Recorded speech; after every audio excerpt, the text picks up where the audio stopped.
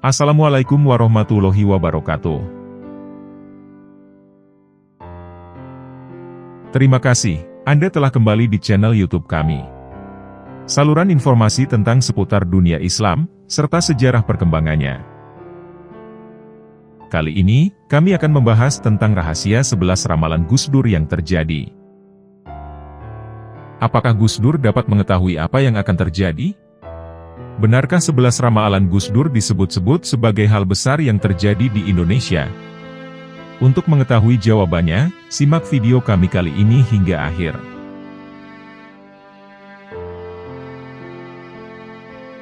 Siapa yang tak kenal sosok Gus Dur? Gus Dur atau Kiai Abdurrahman Wahid lahir pada hari ke-4 bulan ke-8 kalender Islam tahun 1940 di Denanyar, Jombang, Jawa Timur. Terdapat kepercayaan bahwa ia lahir tanggal 7 September 1940. Namun kalender yang digunakan untuk menandai hari kelahirannya adalah kalender Islam yang berarti ia lahir pada 4 Syaban. Beliau lahir dengan nama Abdurrahman Ad-Dahil. Nama Ad-Dahil memiliki arti sang penakluk. Nama Ad-Dahil tidak cukup dikenal dan diganti nama Wahid. Dan kemudian lebih dikenal dengan panggilan Gus Dur. Gus adalah panggilan kehormatan khas pesantren kepada seorang anak kiai yang berarti abang atau mas. Gus Dur adalah putra pertama dari 6 bersaudara. Gus Dur lahir dalam keluarga yang sangat terhormat dalam komunitas muslim di Jawa Timur. Kakek yang berasal dari ayahnya adalah Kiai Haji Hashim Asy'ari, pendiri Nahdlatul Ulama atau yang biasa disebut NU. Sementara kakek dari pihak ibu adalah Kiai Haji Bisri Syansuri, beliau adalah pengajar pesantren. Ayah Gus Dur, Kiai Haji Wahid Hashim, terlibat dalam gerakan nasionalis dan menjadi Menteri Agama tahun 1949. Ibunya, Nyai Hajah Solehah, adalah putri pendiri Pondok Pesantren Den Anyar Jombang. Saudaranya adalah Salahuddin Wahid dan Lili Wahid.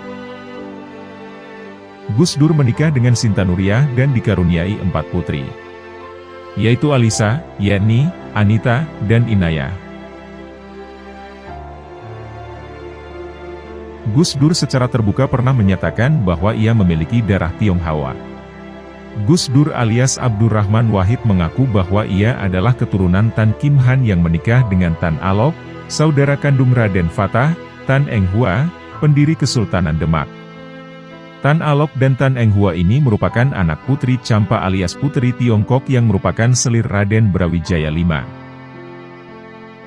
Tan Kim Han sendiri kemudian berdasarkan penelitian seorang peneliti Perancis, Louis Charles Damais yang diidentifikasikan sebagai Syekh Abdul Qadir Al-Shini yang diketemukan makamnya di Trowulan. Pada tahun 1944, Gus Dur pindah dari Jombang ke Jakarta, tempat ayahnya terpilih jadi ketua pertama Partai Majelis Syuro Muslimin Indonesia atau yang biasa disebut Masyumi. Masyumi merupakan sebuah organisasi yang berdiri dengan dukungan tentara Jepang yang saat itu menduduki Indonesia. Setelah deklarasi kemerdekaan Indonesia tanggal 17 Agustus 1945, Gus Dur kembali ke Jombang dan tetap berada di sana selama Perang Kemerdekaan Indonesia melawan Belanda. Pada akhir perang tahun 1949, Gus Dur pindah ke Jakarta dan ayahnya ditunjuk sebagai Menteri Agama. Gus Dur alias Abdurrahman Wahid belajar di Jakarta, beliau masuk ke SD Kris sebelum pindah ke SD Matraman Perwari. Gus Dur juga diajarkan membaca buku non-muslim, majalah, dan koran oleh ayahnya untuk memperluas pengetahuannya. Gus Dur kemudian memilih tinggal di Jakarta dengan keluarganya, meskipun ayahnya sudah tidak jadi Menteri Agama pada tahun 1952. Pada April 1953, ayah Gus Dur meninggal dunia akibat kecelakaan mobil. Pendidikan Gus Dur berlanjut pada tahun 1954, ia masuk ke sekolah menengah pertama.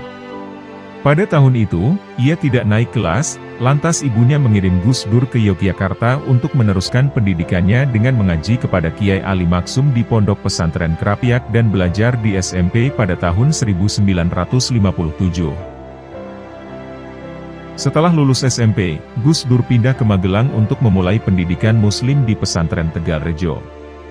Ia mengembangkan reputasi sebagai murid berbakat. Beliau menyelesaikan pendidikan pesantren dalam waktu 2 tahun yang seharusnya ditempuh dalam kurun waktu 4 tahun. Pada tahun 1959, Gus Dur pindah ke pesantren Tambak Beras di Jombang. Di sana beliau sementara melanjutkan pendidikannya sendiri. Abdurrahman Wahid alias Gus Dur juga menerima pekerjaan pertamanya sebagai guru dan nantinya sebagai kepala sekolah madrasah. Gus Dur juga dipekerjakan sebagai jurnalis majalah seperti Horizon dan majalah Budaya Jaya. Kiai Haji Abdurrahman Wahid atau yang lebih dikenal dengan Gus Dur, merupakan sosok tokoh bangsa yang dikenal memiliki pandangan luas dan mampu memprediksi banyak hal. Semasa hidupnya, Gus Dur kerap melontarkan berbagai pernyataan yang akhirnya kerap digunakan sebagai kutipan-kutipan inspiratif di masa sekarang. Gus Dur dikenal sebagai sosok humoris, dan dijuluki sebagai bapak pluralitas. Salah satu hal yang menjadi sorotan yakni, prediksi-prediksi yang dikeluarkan Gus Dur, hampir 100% menjadi kenyataan. Terbukti cukup banyak ucapan-ucapan mantan ketua PBNU tersebut menjadi kenyataan. Sejumlah tokoh memberikan kesaksian ucapan-ucapan Gus Dur yang terbukti benar-benar terjadi. Berikut 11 prediksi Gus Dur sebagaimana dilansir dari Pikiran Rakyat, 10 di antaranya menjadi kenyataan, dan 1 lagi belum terjadi. 1. Lengsernya Soeharto. Menurut seorang tokoh Islam Indonesia, Kiai Haji Buhori Masruri, dalam satu waktu Gus Dur pernah menceritakan bahwa Soeharto akan mundur dari kursi orang nomor 1 di Indonesia. 11 bulan sebelum Soeharto jatuh saya, Gus Dur, Mustafa Zuhad, Toha pengurus NU Jogja membicarakan berbagai masalah yang terjadi di negeri ini, tetapi tiba-tiba Gus Dur bilang dalam bahasa Jawa, yang artinya, "Sudah tak usah bicara itu sebentar lagi Pak Harto jatuh," ucap Buhori menirukan kalimat yang disampaikan oleh Gus Dur. Kiai Haji Buhori Masruri tidak percaya dengan omongan Gus Dur karena saat itu Soeharto telah diangkat menjadi Jenderal Bintang 5 dan didukung kekuatan bersenjata, politik serta ekonomi publik. Tetapi hal yang menggemparkan terjadi dan kenyataannya benar seperti apa yang dikatakan oleh Gus Dur. Setelah sebulan kemudian Soeharto benar-benar lengser. 2. Dirinya menjadi presiden. Menteri Koordinator Bidang Kemaritiman, Luhut Binsar Panjaitan pun juga menceritakan kisah menariknya dengan Gus Dur. Suatu ketika Luhut bertemu dengan Gus Dur dan mengatakan jika Luhut tak perlu berangkat jadi duta besar karena sebentar lagi Gus Dur akan jadi presiden. Omongan Gus Dur itu tak langsung dipercayai oleh Luhut. Ia tetap terbang menjadi duta besar, namun beberapa bulan kemudian Luhut kaget melihat Gus Dur berada sebagai calon presiden di pemilu 1999.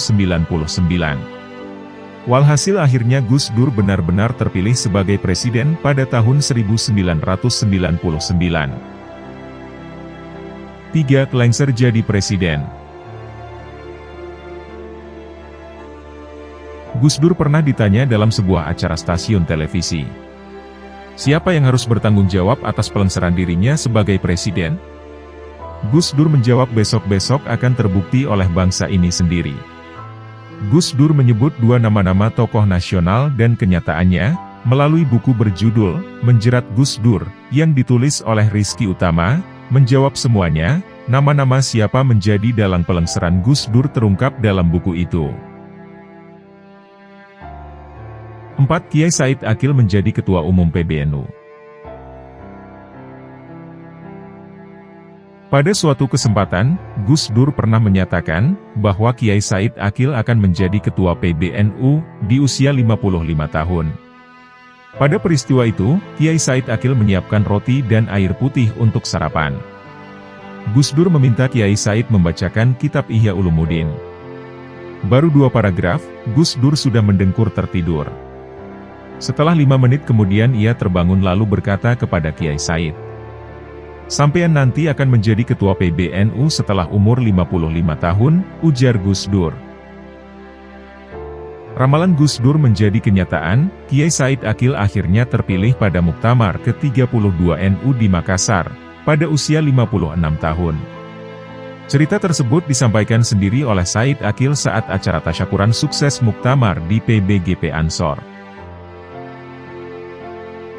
5. Jenderal Sutarman jadi Kapolri.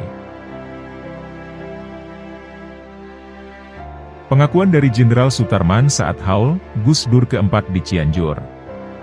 Sutarman adalah ajudan Gus Dur saat beliau menjadi presiden. Beliau mengucapkan, Pak Tarman nanti akan jadi Kapolda Metro Jaya, nanti jadi Kapolri, ucap Gus Dur kala itu kepada Sutarman. Kata Sutarman, Alhamdulillah apa yang diucapkan Gus Dur terlaksana betul, ujar Sutarman. Karena merasa Gus Dur memang ahli menghibur menurut Sutarman. Sutarman waktu itu hanya tertawa mendengar perkataan Gus Dur. Jangankan menjadi Kapolri, bermimpi saja ia mengaku tidak pernah. Faktanya tanggal 23 Oktober 2013, Sutarman benar-benar dilantik menjadi Kapolri oleh Presiden Susilo Bambang Yudhoyono. 6. Jokowi jadi presiden. Gus Dur juga disebut-sebut pernah memprediksi Joko Widodo menjadi presiden. Padahal saat itu Jokowi masih menjabat sebagai wali kota Solo. Saya masih ingat tanggalnya 8 Januari 2006. Gus Dur hadir di Solo dalam acara Demak Sangka Sang Guru Nusantara untuk menyampaikan orasi, ujar Husain Syifa koordinator Gus Durian Jawa Tengah. Menurut Husain Syifa, Jokowi saat itu baru sekitar 6 bulan menjabat sebagai wali kota Solo. Kemudian, tambah Husain, Mbah Lim bertanya sambil bercanda soal Gus Dur yang menjadi presiden lagi. Siapapun yang dikehendaki rakyat termasuk Pak Jokowi. Kalau dia jadi wali kota yang bagus, bahkan juga bisa jadi presiden, terang Husain. Sementara Jokowi hanya senyum-senyum menanggapinya. Terbukti sekarang Jokowi sudah jadi presiden dan bahkan sudah memasuki periode kedua. 7. Ahok jadi gubernur.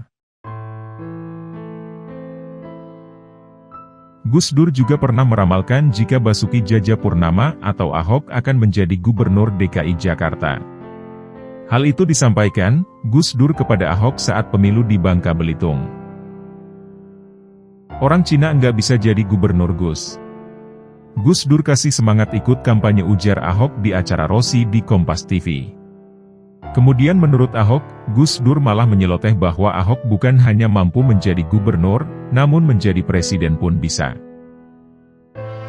Alhasil Ahok menduduki posisi gubernur DKI Jakarta setelah Jokowi terpilih sebagai presiden tahun 2014. 8. DPR seperti taman kanak-kanak. Kejadian ini terjadi ketika Gus Dur dimintai pertanggungjawaban oleh DPR. Di hadapan wakil rakyat dengan lantang Gus Dur mengatakan bahwa DPR seperti taman kanak-kanak. Jika dilihat keadaan sekarang banyak memang mengatakan benar, DPR ibarat taman kanak-kanak mulai dari kegiatan jalan-jalan, kunjungan kerja ibarat anak TK yang senang tamasya. Belum lagi rebutan proyek seperti anak TK berebut mainan. Walau saat itu banyak anggota DPR yang tersindir, namun banyak pula yang setuju dengan celotehan Gus Dur. 9. Skor Piala Dunia.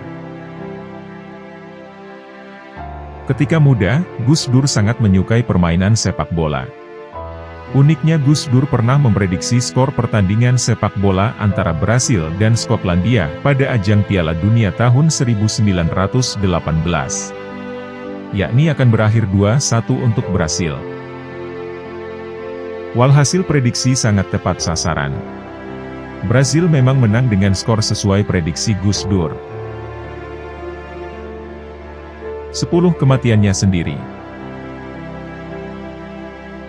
Ini merupakan percakapan Gus Dur dengan Profesor Soehardi, yang merupakan guru besar UGM dan pernah jadi Dirjen Departemen Kehutanan di era Gus Dur menjadi presiden. Di ruang itu beberapa hari sebelum wafat Gus Dur berkata, "Saya titip bangsa ini. Tolong ikuti kawal Pansus Senturi DPR. Besok Kamis saya akan pulang ke Tebu Ireng dengan diantar banyak orang. Saya sudah ditunggu oleh ayah saya di sana." Kamis kemudian Gus Dur akhirnya meninggal dunia sesuai perkataannya kepada Soehardi dan pemakamannya pun dihadiri oleh ribuan orang. 11. Prabowo jadi presiden. Jika prediksi-prediksi sebelumnya menjadi kenyataan, namun prediksi kali ini belum terwujud. Ya, pada kesempatan Prabowo berkunjung ke Pondok Pesantren Tebu Ireng dan berziarah ke makam Presiden keempat Abdurrahman Wahid atau Gus Dur. Dalam kunjungan tersebut, salah seorang cucu pendiri NU Kiai Hashim Asy'ari, Kiai Irfan Yusuf Hakim atau Gus Irfan, bicara mengenai prediksi Gus Dur kepada Prabowo. Saya mengutip ucapannya Gus Dur, beliau pernah mengatakan Pak Prabowo jadi presiden di usia tua. Insyaallah 2024, kata Gus Irfan. Benarkah hal itu akan terjadi? Jika benar Prabowo menjadi presiden 2024 maka 11 prediksi Gus Dur adalah nyata dan 11 prediksinya adalah suatu bentuk makrifat yang Allah titipkan kepadanya. Benarkah hal itu akan terjadi? Jika benar Prabowo menjadi presiden 2024 maka 11 prediksi Gus Dur adalah nyata dan 11 prediksinya adalah suatu bentuk makrifat yang Allah titipkan kepadanya. Apa itu makrifat? Secara umum, makrifat adalah perjalanan rohani seseorang dalam mengenal Tuhan lebih mendalam menggunakan hati. Dalam Islam, makrifatullah merupakan sesuatu yang sentral. Pasalnya, buah hasil dari ma'rifatullah yaitu kecerdasan rohaniah. Untuk penjelasan lebih lanjut, pahami arti apa yang dimaksud dengan makrifat kepada Allah. Ciri-ciri orang makrifat, hingga cara untuk menggapai makrifatullah berikut ini. Secara etimologi makrifat merupakan pengetahuan yang berkaitan tentang tingkat penyerahan diri kepada Tuhan, hingga sampai ke tingkat yang paling kuat. Dikutip dari buku Agama dan Bayang-Bayang Etis Syaikh Yusuf Al-Makassari, oleh Mustari Mustafa. Yang dimaksud makrifat adalah level paling tinggi atau dalam dari pengetahuan batin. Tidak hanya sekedar spiritual sesaat, makrifat juga merujuk pada sesuatu tentang keselarasan dengan Tuhan serta kebenaran. Dalam Islam, makrifat bisa disebut sebagai ilmu dalam mengenal Allah lebih jauh dengan sepenuh hati. Ahli makrifat adalah orang yang memiliki kemampuan untuk menyaksikan sifat, zat, dan perbuatannya. Apakah setiap orang bisa mencapai makrifat? Makrifat hanya bisa dicapai oleh hanya sedikit orang. Dalam hal ini, makrifat termasuk tingkatan para nabi, rasul, waliullah, serta para bijak. Macam-macam makrifat. Ada dua macam, yakni makrifat bersifat umum dan bersifat khusus. 1. Makrifat umum. Makrifat umum yaitu sesuatu yang wajib dimiliki mukallaf, yaitu dengan mengakui keberadaan Allah dari segala sesuatu yang tak sesuai dengannya, dan mengakui segala sifat yang telah ditetapkannya. 2. Makrifat khusus. Makrifat khusus merupakan kondisi menyadari bahwa tidak ada yang bisa mengetahui hakikat wujud Allah kecuali Allah Subhanahu wa Ta'ala sendiri. Dalam hal ini, puncak pengetahuan seseorang akan sampai pada suatu kesadaran dan akan sangat sulit untuk mencapai makrifat yang hakiki. Ciri-ciri orang makrifat.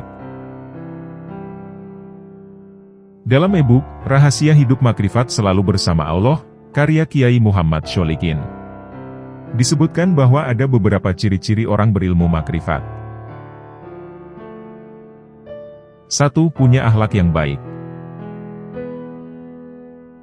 Mampu merasakan pengiring yang dihadirkan Allah pada setiap manusia, atau disebut juga al-malaikat al-hafadzah. Menjadi orang yang merdeka baik lahir maupun batinnya. mengalami perubahan yang dahsyat dalam hidupnya. Menjadi hamba yang senantiasa untuk optimis, aktif, dan progresif. Berikut adalah cara mencapai makrifat.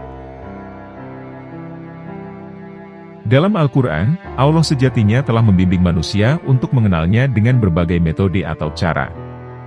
Berikut adalah beberapa cara untuk mencapai makrifat. 1. Memohon kepada Allah. Untuk mencapai makrifat, kita perlu memohon kepada Allah. Agar Allah berkenan menjadikan kita untuk mengenalnya dengan lebih dalam dan sebenar-benarnya. Sebagaimana dalam pencarian Nabi Ibrahim yang menemukan makrifat tertinggi kepadanya. Buah hamba yang bisa mencapai makrifat tertinggi yaitu pelaksanaan syariat dalam bentuk tarekat hidup, yang menjadikannya disebut sebagai kekasih Allah. 2. Gemar dan gigih mencari ilmu. Dalam upaya untuk mengenal Allah lebih dekat, kita perlu gemar mencari ilmu dan membutuhkan ilmu untuk diamalkan. Hal tersebut dapat kita mulai untuk mencari tahu dan mempelajari sesuatu apa yang dilarang atau dibenci Allah dan apa yang dicintainya. Allah juga menganjurkan hambanya untuk menanyakan dan belajar sesuatu kepada ahlinya. Oleh sebab itu, mencari ilmu, membaca, mendengarkan, atau lainnya, menjadi proses dalam mencapai makrifat. 3. Jangan sombong dan jangan berbohong. Bentuk dari kesombongan di sini yaitu ketika meremehkan orang lain dan menolak akan kebenaran. Berhati-hatilah apabila kita sudah merasa paling benar, lebih baik, hingga akhirnya enggan untuk mendengarkan nasihat. Janganlah bohong atas kebenaran, pasalnya banyak manusia yang sering berbohong sudah melakukan suatu kebenaran hanya untuk menutupi rasa malu. Kedua sifat serta sikap tersebut merupakan awal dari kesengsaraan batin, di mana orang di dalamnya akan gagal dalam menempuh jalan menuju makrifatullah. 4. Amalkan setiap ilmu yang sudah didapatkan. Metode dalam mendapatkan makrifat yaitu dengan mengamalkan setiap ilmu yang sudah diperoleh. Jika kita mengetahui ilmu yang benar, maka hal tersebut perlu segera untuk diamalkan. Jadikan Al-Quran sebagai bacaan dalam keseharian kita, dan buatlah ketika kita membacanya kita seorang yang akrab dan sedang berdialog dengan Allah. Itu tadi penjelasan seputar makrifat dan bagaimana ciri seseorang yang telah mencapai tingkatan makrifat. Semoga dengan memahami arti makrifat, bisa lebih mendekatkan diri kita kepada Allah. Wallahu a'lam bishawab. Terima kasih telah menonton.